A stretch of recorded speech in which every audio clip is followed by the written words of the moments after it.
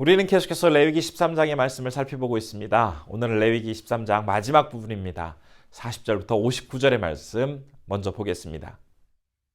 누구든지 그 머리털이 빠지면 그는 대머리니 정하고 앞머리가 빠져도 그는 이마 대머리니 정하니라.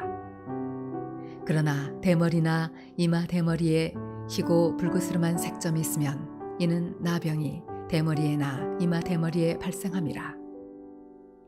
제사장은 그를 진찰할지니 그 대머리에나 이마 대머리에 돋은 색점이 희고 불그스름하여 피부에 발생한 나병과 같으면 이는 나병 환자라 부정하니 제사장이 그를 확실히 부정하다고 할 것은 그 환부가 그 머리에 있음이니라. 나병 환자는 옷을 찢고 머리를 풀며 윗입술을 가리고 외치기를 부정하다 부정하다 할 것이요 병 있는 날 동안은 늘 부정할 것이라. 그가 부정한즉 혼자 살되 진영 밖에서 살지니라. 만일 의복에 나병 색점이 발생하여 털옷에나 베옷에나 배나 털의 나래나 씨에나 혹 가죽에나 가죽으로 만든 모든 것에 있으되 그 의복에나 가죽에나 그 나래나 씨에나 가죽으로 만든 모든 것에 병색이 푸르거나 붉으면 이는 나병의 색점이라 제사장에게 보일 것이요 제사장은 그 색점을 진찰하고 그것을 이레 동안 간직하였다가 이레 만에 그 색점을 살필지니 그 색점이 그 의복의 나래나 씨에나 가죽에나 가죽으로 만든 것에 퍼졌으면 이는 악성 나병이라. 그것이 부정하므로 그는 그 색점 있는 의복이나 털이나 배의 날이나 씨나 모든 가죽으로 만든 것을 불사를 지니 이는 악성 나병인즉 그것을 불사를 지니라. 그러나 제사장이 보기에 그 색점이 그 의복의 날에나 씨에나 모든 가죽으로 만든 것에 퍼지지 아니하였으면 제사장은 명령하여 그 색점 있는 것을 빨게 하고 또 이레 동안 간직하였다가 그 빤 곳을 볼지니 그 색점의 빛이 변하지 아니하고 그 색점이 퍼지지 아니하였으면 부정하니 너는 그것을 불사르라. 이는 거죽에 있든지 속에 있든지 악성 나병이니라. 빤 후에 제사장이 보기에 그 색점이 엷으면 그 의복에서나 가죽에서나 그 날에서나 씨에서나 그 색점을 찢어버릴 것이요 그 의복의 날에나 씨에나 가죽으로 만든 모든 것에 색점이 여전히 보이면 재발하는 것이니 너는 그 색점 있는 것을 불사를 지니라. 네가 빤 의복의 날에나 씨에나 가죽으로 만든 모든 것에 그 색점이 벗겨졌으면 그것을 다시 빨아야 정하리라. 이는 털옷에나 베옷에나 그 날에나 씨에나 가죽으로 만든 모든 것에 발생한 나병 색점에 정하고 부정한 것을 진단하는 규례니라. 오늘 본문 말씀 중에서 특별히 47절 이후에 곰팡이와 관련된 내용이 있습니다. 장마철이라든지 무더운 여름에 음식을 냉장고에 보관하지 않고 며칠만 바깥에다가 내놓으면 금방 곰팡이가 발생하는 것을 볼 수가 있습니다. 곰팡이는 음식뿐만 아니라 옷이라든지 건물의 벽 같은 데에서 어렵지 않게 볼 수가 있습니다. 오늘 말씀은 다양한 곰팡이 중에서 특별히 옷이나 가죽에서 생기게 되어지는 곰팡이를 어떻게 처리해야 하는지를 이야기하고 있습니다. 우리가 앞부분에서 나병이 생겼을 때 그런 방법과 마찬가지로 옷이나 가죽에 곰팡이가 생기게 되면 제사장에게 가서 그 상태를 진단받도록 하고 있습니다. 우선 곰팡이가 보이게 되면 그것을 7일 동안 지켜보다가 그 얼룩이 퍼졌으면 그것은 악성이기 때문에 그 전체를 소각하도록 합니다. 반면에 그 얼룩이 퍼지지 않았으면 그것을 물로 닦고 다시 7일을 기다렸다가 그 얼룩이 없어지지 않으면 그건 역시 악성이기 때문에 즉시 소각하도록 합니다. 그러나 그것보다 좀 더 덜 얼룩이 남아있으면 문제 있는 부분만 찢어서 제거한 뒤에 사용하도록 합니다. 이렇게 한 뒤에 옷의 색점이 벗겨지면 그것을 다시 빨고 난 뒤에 정하게 되어지는 과정을 거치게 됩니다. 본문은 의복이나 가죽에 생긴 곰팡이가 아주 옅게 조금만 남아있다 할지라도 절대로 용납하지 않는 단호한 그러한 모습을 지금 보여주고 있습니다.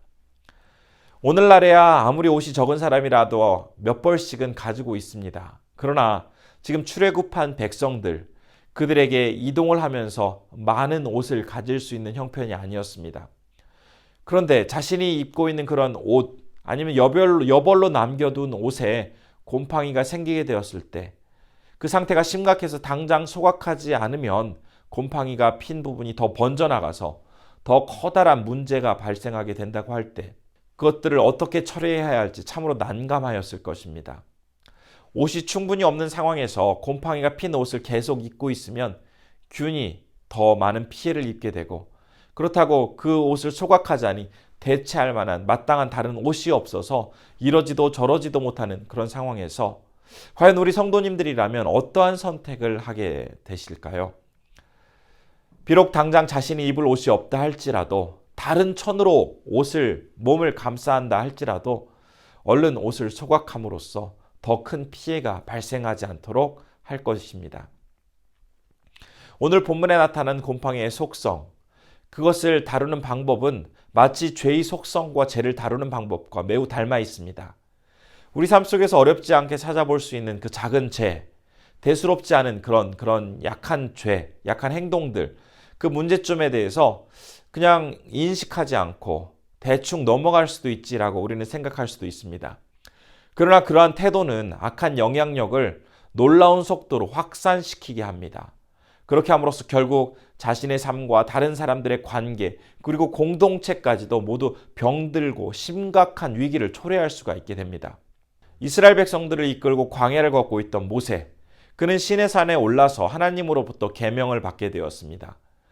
그런데 상당히 오랜 기간 동안 내려오지 않자 백성들은 조금씩 불평을 이야기하기 시작합니다.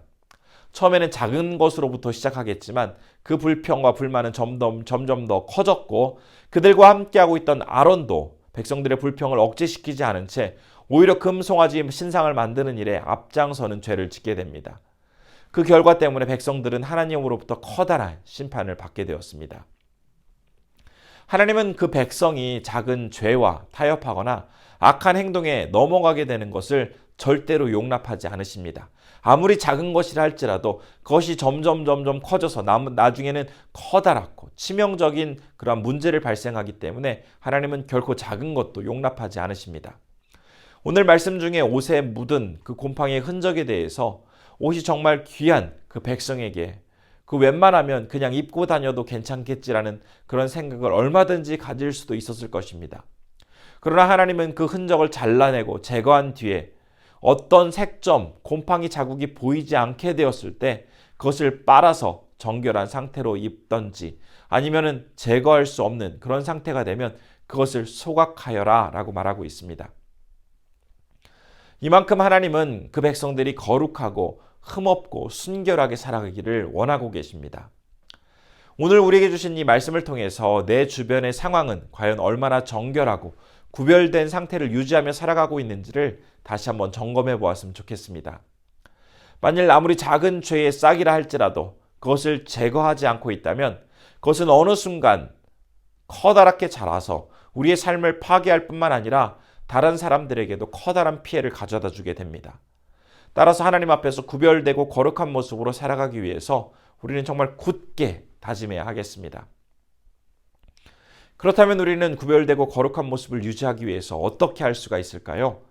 갈라디아서 3장 27절은 이렇게 증거하고 있습니다. 제가 한번 읽겠습니다. 누구든지 그리스도와 합하기 위하여 세례를 받는 자는 그리스도로 옷 입었느니라. 아무리 비싸고 값진 옷을 입었다 할지라도 그 옷에 곰팡이가 퍼져나가기 시작하면 그것은 자신과 다른 사람들에게 커다란 피해를 주기 때문에 그가 할 수 있는 방법은 소각하는 것뿐입니다. 그러나 예수 그리스도로 옷 입은 사람은 그가 어떤 사람이든지 어떤 상황에 있다 할지라도 조금 더 걱정할 필요가 없습니다. 이 옷에는 결코 곰팡이가 피거나 중간에 다른 것으로 대체할 필요가 없기 때문입니다. 너무나도 완벽한 옷이 바로 예수 그리스도의 옷입니다. 예수 그리스도께서 당신의 피로 모든 죄와 악한 것과 부정한 것을 깨끗하게 씻어주셨기 때문에 이 옷은 가장 완전하고도 완벽한 옷이 됩니다. 예수 그리스도와 하나가 되어 살아가는 사람, 그 사람이 바로 예수님을 옷 입은 사람입니다. 오늘 하루 우리에게 가장 필요하고 가장 아름답고 가장 요구되어지는 것, 그것은 예수 그리스도를 옷으로 입고 살아가는 모습입니다. 이러한 모습 속에서 참된 기쁨과 감사와 변화된 모습을 경험하며 살아가시는 우리 성도님들 되시기를 진심으로 축원합니다. 기도하겠습니다. 첫 번째로는 작고 사소한 죄와 악까지도 주님 앞에 모두 회개하고 거룩하고 순결한 모습으로 살아갈 수 있도록 인도해 달라고 기도했으면 좋겠습니다. 두 번째로는 세상의 그 어떤 것보다도 귀한 예수 그리스도로 옷 입는 자가 되게 해달라고 기도했으면 좋겠습니다. 세 번째로는 일본의 박철 이진아 선교사님 섬기시는 하나미가와 그리스도 교회가 더욱 부흥하게 해달라고 함께 기도해 주시면 좋겠습니다. 기도하겠습니다. 고마우신 아버지 하나님, 우리를 도와주시고 하나님 인도하여 주시고 함께하여 주옵소서.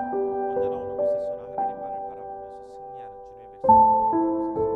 날마다 주님 앞에 결단하며 설 수 있는 주님의 사랑, 날마다 우리가 나아가게 하시고 세상의 그 어떤 것보다 예수 그리스도를 우리가 살아갈 수 있는 그런 주님의 사랑 되게 하여 주옵소서. 아버지 하나님,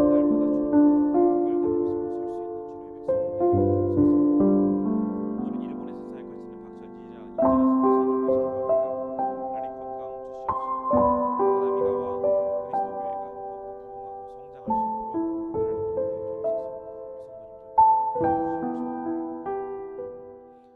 고마우신 아버지 하나님, 오늘 말씀을 통해서 곰팡이와 같은 그 죄가 완전히 우리의 모습 속에서 사라지지 않을 때 그것이 언제라도 다시 활성화되고 활발하게 활동함으로써 우리의 삶이 치명적이고 어려운 일들을 당할 수 있게 됨을 다시 한번 생각해 보게 되었습니다.